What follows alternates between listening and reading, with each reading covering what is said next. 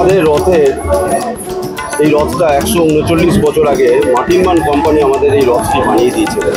হুগলির দেয়ান ছিলেন কৃষ্ণচন্দ্র বসু, তিনি আমাদের এই রথটি দান করেছিলেন। এবং আমাদের যে 12টা বড় বড় লোহার চাকা আছে, কিন্তু আমাদের যে ব্রেক ছিল, ব্রেকটা আমাদের খারাপ হয়ে যাওয়ার দরুন এবং বড় 50 ফুটের একটা কাঠের বিম আছে, সেই বিমটাকে আমরা ব্রেক হিসেবে ব্যবহার করি। এবং যখন আমাদের রথ পরিচালনার দায়িত্ব আমাদের থাকে, আমাকে হরি হরি বল বলতে হয়, তখন কাঁসর ঘণ্টা বাজবে, বিউগল বাজবে, তখন রথের রশির টান পড়বে। এবং দু সাইডে যখন দেখবো যে যেহেতু আমাদের স্টিয়ারিং নেই রথে, তাই জন্য আমরা ঝামা ইট দিয়ে আমরা রথের ডান দিক বাঁ দিক করাই। যখন দেখবো আমাদের যে রথের কোনো একটা দিক বেঁকে যাচ্ছে, সেই সময় আমরা হুইসেল পড়বে এবং সেই সময় দু সাইড থেকে পুলিশ থেকে স্কাই ফায়ারিং হয়।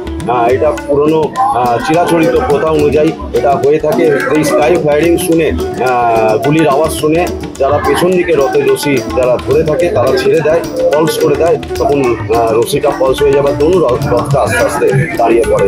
এইটাই চিরাচরিত প্রথা মায়েসের, এটাই ঐতিহ্য, এটাই গর্ব, এটাই মায়েসের অঙ্গ। এটা বহু যুগ বহু আমল ধরে হয়ে আসছে। প্রভু জগন্নাথ দেবকে গান সেলুট দেওয়া হয় বংশ পরম্পরায়, এবং আজকে 629 বছর ধরে এই পরম্পরায় চলে আসে। আমরা প্রতি বছরই আসি।